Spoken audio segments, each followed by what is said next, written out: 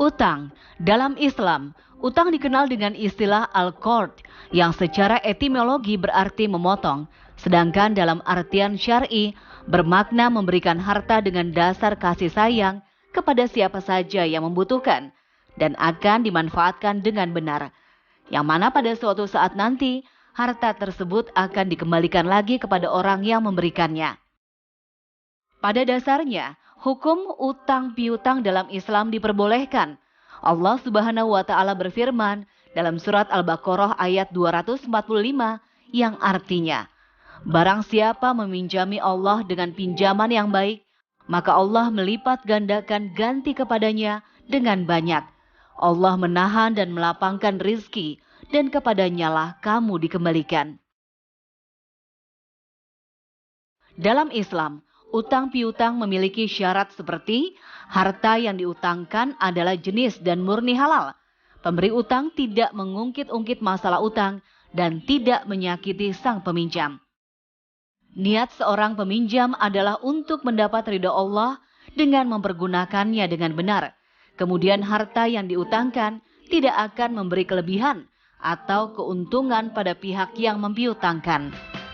Hutang piutang atau qard. Nah, ini termasuk dalam akad ta'awun, tolong menolong.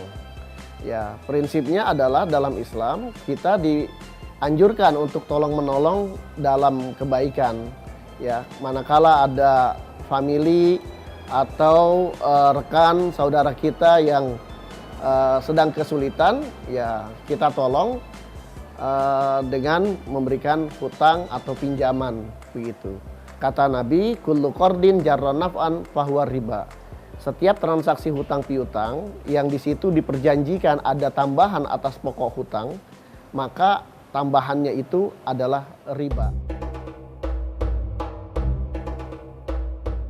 Islam menyarankan agar melakukan pencatatan dalam transaksi utang piutang. Allah Subhanahu wa taala berfirman dalam surat Al-Baqarah ayat 282 yang artinya, hai orang-orang yang beriman, apabila kamu bermuamalah tidak secara tunai untuk waktu yang ditentukan, hendaklah kamu menulisnya, dan hendaklah seorang penulis di antara kamu menulisnya dengan benar.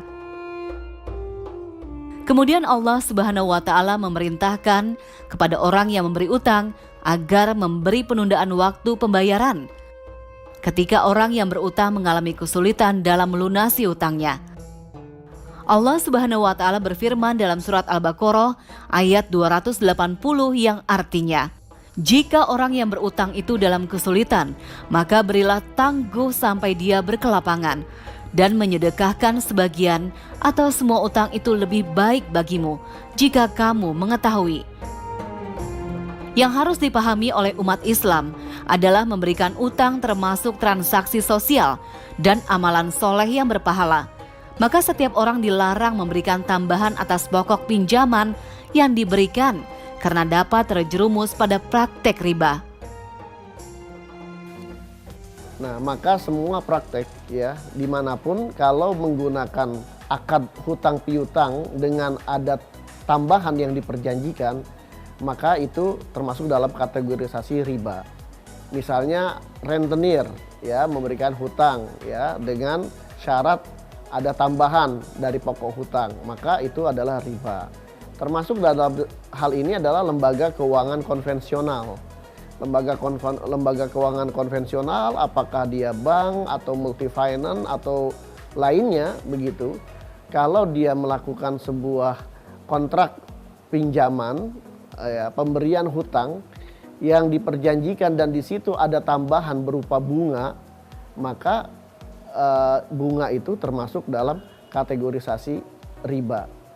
Itulah pendapat jumhurul ulama tentang masalah praktek ekonomi di masa sekarang. Di zaman sekarang, terkadang seseorang harus memenuhi kebutuhan hidupnya dengan berutang, seperti mengembangkan usaha maupun kebutuhan konsumtif semata.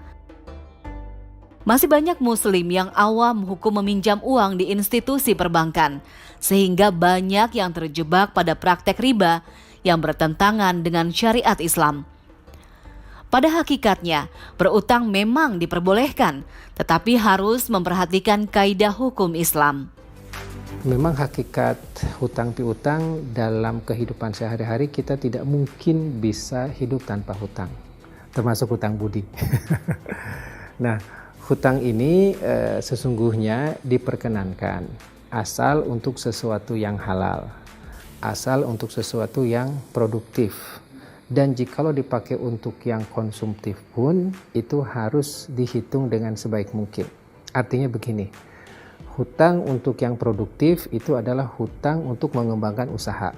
Misalnya saya sudah punya catering, kemudian catering saya alhamdulillah berkembang, butuh mobil untuk pengiriman. Otomatis saya kan perlu meminjam, perlu pembiayaan. Nah, itu sebenarnya diperkenankan, asal peminjamannya berdasarkan syariah. Bisa ke pribadi, bisa ke perusahaan, bisa juga ke bank. Nah, yang berbasis syariah ini sendiri pun bisa distruktur dengan berbagai cara. Ada yang dengan jual beli, ada dengan sewa, ada juga dengan bagi hasil. Nah, jikalau itu distruktur dengan jual beli, dengan sewa dan bagi hasil, itu syar'i. Nah, tetapi jikalau itu strukturnya adalah pinjam berbalas bunga bulanan, itu yang tidak boleh. Jadi sangat clear. Itu kalau produktif. Nah, sementara bagaimana jikalau saya perlu kulkas, saya perlu TV, saya perlu renovasi rumah. Dalam Islam kita diperkenankan untuk menikmati kehidupan dengan baik. Nah, tetapi jangan besar pasak daripada tiang. Artinya, jikalau seseorang itu akan pinjam di bank, termasuk bank syariah, cicilannya itu tidak boleh lebih dari 1/3 gaji dia.